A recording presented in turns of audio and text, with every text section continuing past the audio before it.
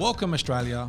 It's that time again for another podcast from the Mate team, where we try and get into your head with stuff that makes us sound smart. Sit back and relax. It's time for us to be mates. Boys, Bosco, Dom, how are we? Good fast, you? Yeah, good. Our first official podcast. Pretty exciting. Yeah, the fans have asked for it and we've delivered, I think. Well, we haven't yet. Actually, we have to deliver. But Dom, what are we talking about today? Well, we thought we'd kick off and answer some of the questions about the Mate business. We get asked a lot about why Mate, why internet, why, how you guys are different to all the big guys. And, we've got a pretty good business philosophy and some core values that we stick to. And, we thought we'd share some of them today. And, maybe Mark, you can give us an idea of how the business started and why the business started. Yeah, cool. Well, I think one thing I like about the Mate business, I think we've got a really authentic and unique story to where we started and where we are today. And I think with that comes a lot of learnings, a lot of frustrations that we've come across along the way, but a lot of the good things that we did as well, which I think that a lot of businesses or a lot of people can take on board and consider when they're thinking about starting a business or even thinking about their careers. And if we take a step back to probably, sometime in 2015 when, my identical twin brother, David is our CEO of the business. When I say CEO, I say that loosely because he has got a personality. But then again, that's the reason why the culture is what it is today. It all starts from the top down, right? But, David used to work for a wholesale business that sold networks to people like us at Mate. And so his goal was to obviously, get partners on board to buy networks off him or off the business that he was working for.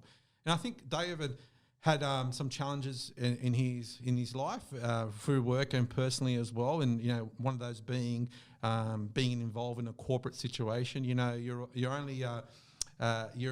sometimes you're handicapped by the processes and the rules of a business. And I think at Mate, I think what we've done well over the last couple of years is broken a lot of the rules, right, to be where we are today. And I think that the corporate world probably gave a bit of frustration and led Dave down a path of a bit of anxiety, which is probably not the best thing that you want to be with, especially when you probably work 90% of your week is at work, right? And and David had the goal of tackling the NBN market, and at that time, the big guys, the other telcos in the market, weren't really focusing on NBN, even though the NBN was being rolled out. They weren't focusing on that because the margin that we're making on the old technology like ADSL, and I think some people like Telstra and Optus, etc., potentially were making 70 points of margin with their ADSL networks, and there was time for change, and I think what David did, he saw an opportunity to jump on the NBN bandwagon pretty quickly. With Mate, we went out with unlimited data, no contract NBN, and I think we were the first to bring that to market in the NBN space, and that's sort of where it started. And if I talk about where the business was located, and this is probably a funny story as well, and the business started in my auntie's backyard, and I think, and Ross will talk in a second about that as well because he was there from the beginning. But literally, David and I and Ross and a lot of the business are from Italian backgrounds, and so at my auntie's backyard, she had a big sort of what they call a cabana, which is the room that we used to use for family parties, and that room was ultimately turned into an office, and David started the business with his laptop sitting on a filing cabinet, and the rest is history, right? And look, Ross, you were there, and you experienced this firsthand. What's your memories of being in the Marnie's back office? Yeah, it was it was a funny time. So yeah, I still remember Dave working on the filing cabinet. I still remember the day I went in to actually speak to him about joining the business. And look, it was a big jump because, I had a pretty stable job and I spoke to Dave and, coming in, it was in my auntie's backyard. Dave was on the filing cabinet. It's not sort of something that's, that points to a secure job, but, I guess we all dove in and it started from there. So look, I remember back in a few things tripped my memory. So one of the first ones was I remember actually building our sales form using Google Docs. We had back then we had no systems or anything like that, so we pretty much built everything from scratch. We had a Google Docs document that I worked on over a few days, and that was some of our first sales were made through that. Which was interesting to say the least. We had no online sales form on the website. We had a basic website, but there was actually no way to sign up online, so everything was done over the phone. Which is crazy, right? I think Very today crazy. we're what 60-40 online, or was it 50-50 nearly online with sales versus offline as well? And if you think about internet, there's a lot of questions to understand, or a lot of answers required for NBN, what technology you are and stuff like that. And to be a business that was over the phone was pretty. I mean, I guess if you want to put it this way, Ross, we did what we need to do to start a business, right? Correct. That's right. Yeah. And the other thing we did was build a call center. I mean, we won't get into too much detail, but there was actually the building was extended eventually. When I first started, there was only about 3 or 4 of us, and we grew very rapidly and very quickly. And so we did expand, and we eventually we outgrew that, and we're in our own office now. But actually, we're all working from home now due to coronavirus. But yeah, so it was very interesting times. And it's only about 4 years ago, but it feels like 20 years. Yeah. Well, I mean, I think apart from growing the backyard, I think that the council pushed us a bit to move out as well, Just right? a little bit. Just a little bit. I think, me being, I was living overseas, working for Microsoft for the last couple of years, and and always was always in touch with the mate business, obviously, because it's a lot of the family work there. But turning up on a trip back from Singapore and using swipe cards to get into my auntie's house because there's now an office in the backyard. It was funny, but also quite inspiring to grow something from nothing, literally in your auntie's backyard. But I think the good thing about that is that being in my auntie's backyard, and also being from Italian heritage, the lunchtime bistro was fantastic, right, Ross? It was, yeah. So we back in the day, we used to actually go inside to eat. So we used to leave the office and go inside the house, and our auntie would cook for us every day, and there was a hot meal, usually pasta and meatballs and things like that. So yeah, we were well looked after. We still are, but we were well looked after from day one. Yeah. So, but I think that one tradition we kept live, and is that when we moved to the new office, we brought the auntie with us, yeah, right? We did. And I think that's quite close to the culture and sort of the heart of our business as well, which we'll talk through as well. Yeah, and I guess probably a good thing to touch on now is why we in fact chose to start an internet business. I mean, Mark, you touched on a little bit with David's background, etc., working at M2, which is now called Vocus. But why did we choose internet? And can you elaborate on that a bit further? Pass it on to Dom, eh? Yeah. So, look, I think Mark did touch on the opportunity was there. The NBN was sort of starting to roll out, and none of the big guys really jumped on board because they had this legacy product that was doing the job. And, someone like Telstra, for instance, owned a bunch of infrastructure that they not only had to upkeep, but they had to keep subscribers on to pay bills. So, we saw an opportunity to not only get on board with the NBN, but to do it better than everyone else. At the time, everyone was locking you into 12, 24-month contracts. You pay for X amount of data, and once you went over that, you'd have to pay more, or you'd be slowed. And then when you had a problem, you had to call overseas generally. And based on all that, right? Like I was once an outsider, and as you were, Dom, as well, right? And you would think that stuff is, it's not rocket science, right? But no one was doing it, right? And no one was doing it the right way. What we feel is the right way, and I think that was the opportunity. But I think customers were frustrated at that, but it was also accepted that that's how you did business in telco. Yeah. You wanted to buy a new headset for a mobile, you signed up for 24 months, and they gave you a handset, and in 2 years' time, you went and got a new one when you upgraded. We saw, by doing some simple things like taking away contracts, giving unlimited data to everyone, and basing our call centre in Australia, that we could do it better and differently. And things like contracts, we back ourselves that our service and our quality, our network and our pricing is good enough that you're happy to stay with us.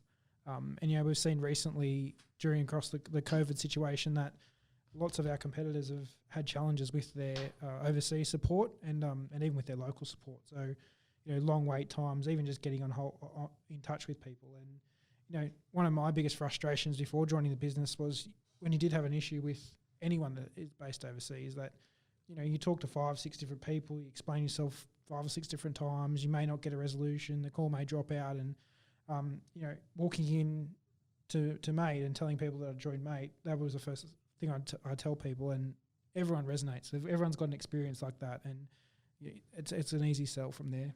Yeah, and I think you hit the is it needle on the head? Is that the right word Nail. for it? Nail on the head. There you go. Right.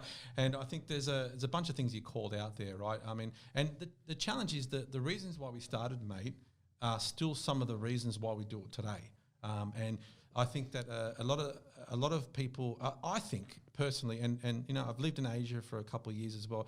I think Australians don't adapt as quick as other markets, and I think there's a couple of reasons for that. One is that we don't have to adapt as quick because there's not that urgency or that desperation to do so, like in other markets where the economy is much lower or things like that. So there's a bunch of that. And two, I mean, Australians don't like change, right? I mean, that's what I find. And you can see that from online sales in Australia, right? We're probably the slowest in the world, or one of the slowest in the world, to adapt to an online sales sort of scenario. Even though online sales are huge in this market, but compared to the trends across the world, we've probably gone slower, right? And that's part of that as well. And I just think that by keeping to our core over the last couple of years, keeping to our strategy, I think that's really driven the success of our business. I think the NBN itself has, and the confusion around the NBN and the bad press they probably got at the start has complicated that even for people. We send Frankie out in the streets to chat to some of the general public and our customers, and the overwhelming feedback is that the NBN's a bad thing or they're not going to change, and people don't understand that, if they haven't already, they're going to have to very soon move from existing ADSL networks or cable onto the NBN. And we try to make that process as smooth as possible for people, maintaining that consistent communication, making sure that whatever happens, people get the best experience possible, and, take away some of those myths. And, we try to educate our customers and also people that aren't our customers yet as much as possible to, give them confidence that, it's not all gloom and doom, and, they can be in safe hands with Mate too. Yeah, and I think to touch on that point as well, I think everyone that works for us almost everyone who works for us has NBN or has switched to NBN. So the customers that are talking to our employees have gone through the same situation as them. So when it comes to technical issues and issues switching across to NBN, we feel like we can explain it better. And I think that if people can understand, even though sometimes it's not always ideal when there's problems, but if people can understand where we're coming from and that we're here to help, and we've experienced that as well, I think comparing that to an overseas call center where they may be reading off a script, for example, I think that's a big thing. And I think the point to raise here is that overseas call centers aren't the issue. It's education of people in overseas call centers that's the issue, right? I think outsourcing, people see it as a cheap and effective and easy way to get up and running.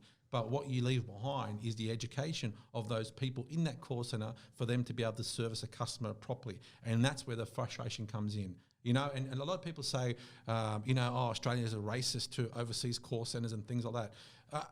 Look, there may be a bit of that, right, in this country. I get that, but if the person on the other end was delivering a solution for a customer, then that wouldn't have even come into effect, right? Correct. That wouldn't even be a thought process, and I think, and that's the reason why we've chosen to keep our service onshore, because we know that we're going to talk to a customer and deliver them a solution that makes sense to them because we have experienced what they're experiencing. Correct, and that's the difference. Sometimes just that little bit of context that. And understanding from a customer's perspective that, they've been through it too, or they know that this wire goes into this socket because they've plugged it in themselves as well. Yeah. And I think, that's one of the things that when I read our reviews and our customer feedback that, it's nice to see when people say, the customer service person listened to me and they answered my questions and they, sat and thought for a second about what the right response was, or they tried something different as opposed to ticking a box. Oh, sorry, we can't help you too hard. So.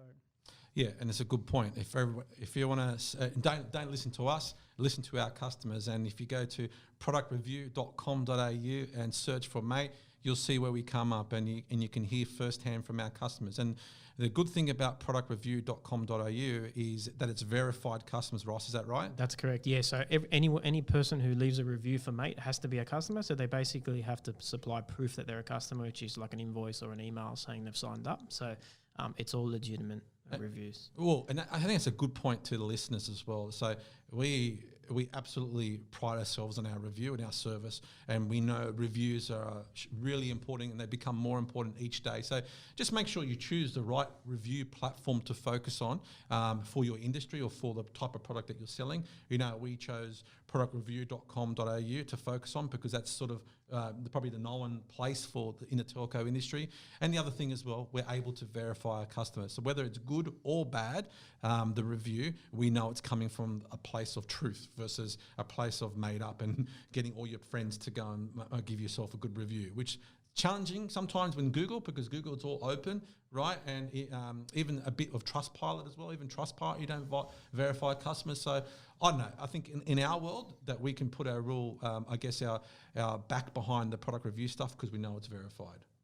So we talked about how we do different business differently, and our customer approach and things like that. But at the end of the day, it's our people that drive that.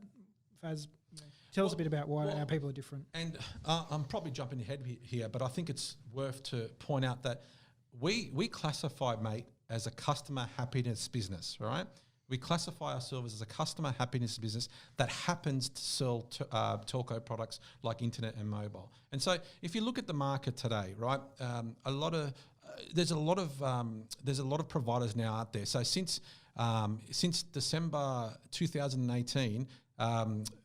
You've seen nearly 100 new providers in the market, some big, some small, some medium. And I think if you look at the comparison sites and things like that, there's not much of a muchness when it comes to, monthly services for your internet plans. A lot of people doing unlimited data, a lot of people doing no contract. You need to find a differentiator in the market, right? And obviously, we view ourselves as our service being the differentiator in the market, and that's why we start with being a customer happiness business, and that sort of dovetails into the type of people that we look to get into our business. And I think to become a customer happiness business, you need to have passionate staff members. You need to have staff members that are bought into the business and that are dedicated to doing their job. And our job is obviously selling services, but more importantly, servicing the customers. And when we talk about customer happiness, and the reason why and some people say to me, well, why don't you call yourselves, are you not a customer service business? Or what's the difference between that and customer happiness? And there's a couple of things, right? One thing is that we sell NBN, and the NBN's made by somebody else. We sell mobile phones, right? And the network we use is Telstra. So there's always that last 10% that we don't have complete control over, right? And that's why when you don't have control over something, you can still make somebody happy, right? And I think that when there's sometimes when the little times where there's some challenges with services and which is out of the control of Mate for certain reasons, that's where sort of service stops and happiness has to come in. All right, and you need to make sure that the customer's happy with what you're providing and what you're doing, even though there may be a challenge with the service. If they're happy, they're going to be part of your business and loyal to what you do. And I think and that dovetails into a lot of the things that we're trying to look for when we look for staff, right? And I mean, Ross, you can talk about some of our staff in the business. Talk about some of the stories, Frankie, Racco. Yeah. So look, we're a bit unique, I guess, in our staff. So look, we've got most of the people who work here, when they first started, they had no experience in the telco industry, and I know people listening will probably think that's crazy, but pretty much 95% of our staff that work here have had no experience in telco before. So I look at Frank, for example. Frank is a renderer by trade. He's a hairdresser by trade as well, and he's now in our sales team, and has also been in our provisioning team before. And let's point out Frankie. And who's Frankie to our business, Dom? Who's Frankie to our business? He's our face. He's our he's the guy with the big beard and hitting people up on the streets on social media, and Frankie's he's the guy that interviews all our ambassadors, and I think we call him our customer champion. Yeah, our customer champion. Well, Frankie, we're definitely going to have a podcast around Frankie just himself as well. I think it's important. Frankie's interviewed Samantha Kerr, Maddie Ryan, and so on and so forth. And so Charlotte Flair as well from the WWE. So he truly is the customer champion. But Yeah, and then we've also got other people like Mark Racco, who was a form worker by trade. Been a tradie all his life. Joints starting to go. Saw an opportunity here and taken it by both hands. And he's one of our customer service managers in the team. So there's a lot more stories like that. I mean, people who have come from different backgrounds. If you go around the office, everyone's got a different story. None of it's involved in telco or telecommunications or internet or anything like that. So and I think there's two key things to point out here, right? I think that really speaks true to our values, and we have 4 key values that we live and die by in this business. It's about authenticity, being very authentic in what we do, whether it be the way we treat our staff or our messaging. It's about inclusion. Inclusion's big to us, right? And we spoke about, and inclusion talks about all different things, right? And I think one thing that we spoke about there is that it doesn't matter what type of experience you've got an opportunity in our business, and I think inclusion is huge. We talk about simplicity. So our view is to make sure that everything that we do is as simple as possible. And we know we're not perfect, right? And we know we need to work at being better every day. But the thing is, we do work at being better every day, which is the difference. And the last one is family. And I think family is huge to us. And whether you are actually family when you come into the mate business or you're new to the mate business, by the end of the day, you're part of the family, and that's key. And so I think if you talk about the identical brother being our CEO, that's my brother. Ross being our cousin, or Bosco being our cousin. Dom, I've worked with him for 10 years, and the poor guy keeps coming back. I don't know why. I don't know why that, but from my auntie cooking every day to all of that, and I think that's one of the biggest values, and I think that drives the passion we have in this business. Yeah, and look, you say customer happiness, but at the end of the day, if you don't have happy staff, then you're not going to pass that happiness on to customers. And what's our mission? What's our mission statement? We should mention our mission statement. Yeah. So our mission statement at Mate is that we are the everyday people providing products consumers want with the value and service that they deserve. Right? The everyday people providing products consumers want with the value and service they deserve. And I think that that mission statement is probably for us when we delivered that as a business and decided to do that. I think it was future-proofing our business, because look what happened in the last 3 months with COVID, right? It's the everyday people. We are the everyday people providing products consumers want. Internet and mobile was essential services with the value and service they deserve. And what we delivered was value and the service that Aussies deserve, right? And if you look at the stories and the nightmare stories from competitors and the big guys, if you want to call them that, in our space, it's a nightmare. People can't get in touch with them. People can't call them. People can't never get in touch with them to get the service they require. And I think, especially in the last 3 months, we really delivered on our mission. So obviously the last few months have been a bit of turmoil everywhere, but we do have, as much as things change, we do have a strategy around our customers, and we say our customer strategy is based on 3 pillars of head, hearts, and hands. Faz, can you give us a bit of a rundown of what we see that is? Yeah, I think, and if anybody that's listening to this that knows me knows that I've used head, heart, and hands over the last 10 years in everything that I do, and I still, to this day, it's still, when it comes to acquiring customers, supporting customers, and keeping customers, I still believe that the Triple H, I call it, is the most effective way. And the head, as Dom says, Triple H stands for head, heart, hands. And the whole purpose is that if you're able to get into a customer's head with information that matters to them, right? And that's the key. Provide information that empowers them to be better at what you're trying to sell them or what you're trying to deliver to them. That information enables you to get into their head. All right.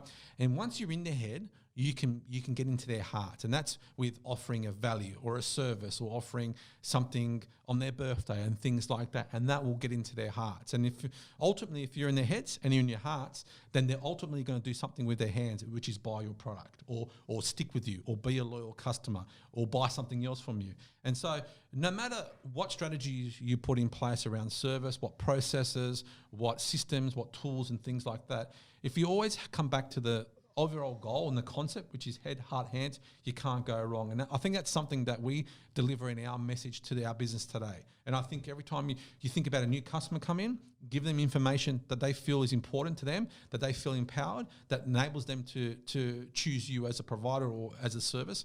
Then once they're in, give them a good price, give them a good value, give them something they haven't experienced before. That gets into their hearts. And ultimately, what's going to happen? They're going to buy something and do something with their hands. And that sort of that's to filter down from everyone, right?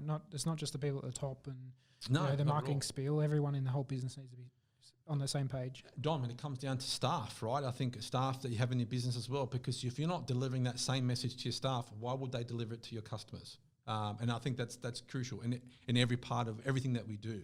And I think when we talk about our brand, when we talk about our messages, how we go to market, all that's in there as well. It starts with information that makes the customer, enables the customer with what they want or understanding what they need to get. Then it gets them in by the value or the service or the imagery or the message that you do, and then ultimately is a call to action, which is buy something, right? And so I think it's true in every part of our business, not just in service. And I think, we've talked about all this, but our people keep coming back as that key thing. Correct. Should we touch on why, who we bring into the business and why we bring those people into the business? And I think the recruitment strategies, my opinion, may not be the most orthodox way of doing it, but I think it's the way that works for us. And Dom, you want to elaborate on that? Yeah, look, there's lots of businesses where you need specific skill. That I want my doctor and my lawyer and everyone to know what they're doing. But one of our big beliefs in this business is that if we get the right people from a cultural and a hard work ethic, and they're on the bus, as we say, then we can teach them the rest. And you need some level of skills, but if you're keen enough to learn something, we can teach you how to do it, and that's not going to stop you in this business. Ambition, attitude, and drive and trust, right? That is a number one recruitment factor. I think the rest can be taught in a lot of ways, and I think, like you said, Dom, skills are obviously important. And if you look at who's running this podcast, Ross, you come from a journalism background, right?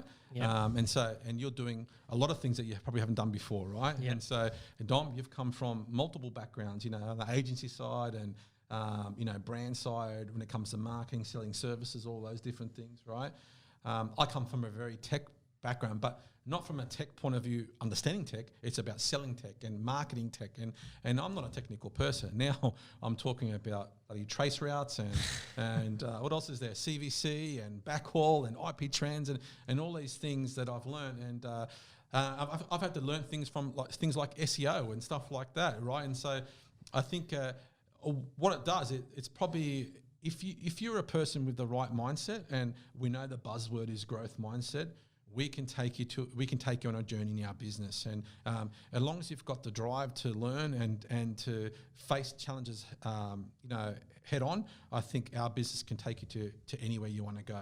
And that's proven from Racco, who's a tradesman, from a hairdresser who's Frankie, to where they are today. And I think you mentioned trust, and I think that's probably the big thing. Everyone has to build that trust, but at the end of the day, if everyone has that confidence and trust in you, then you can go anywhere.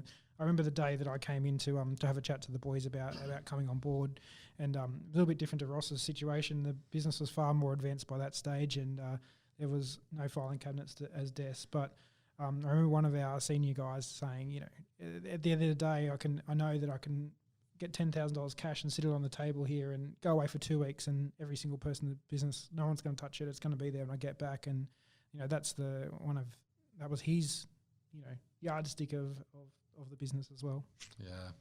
Well, I mean, I think that's probably given a lot of people some insight to our business. We really do call it peeling back the covers, and I mean, there's obviously a lot more to our story, and especially the success hasn't come from just us three, right? There's a whole team out there in the office and working from home at the moment to deliver on our goals. And I think the one thing that keeps us on focused and successful is our system, is our brand values, our mission as a business, and the process that we've done. And I think we should be proud of that as a business. And look, hopefully today you've learned something about what it means to start up a business. I think the key things is that it doesn't have to be what people think is normal, right? And because we're definitely not normal in a good way, that is. It just, do you, right, is the key. And whatever you need to do to get it up and running, you'll get it done. And then the next part is it'll evolve as it goes. And I think that's the sort of the message you're trying to deliver today.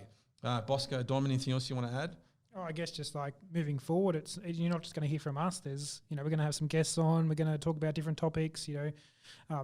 It's not just, you heard a bit of the mate story, and there's probably some more to talk about that. But I think this whole series is going to evolve and be educational and entertaining, and we'll try and keep it fun and lighthearted as well.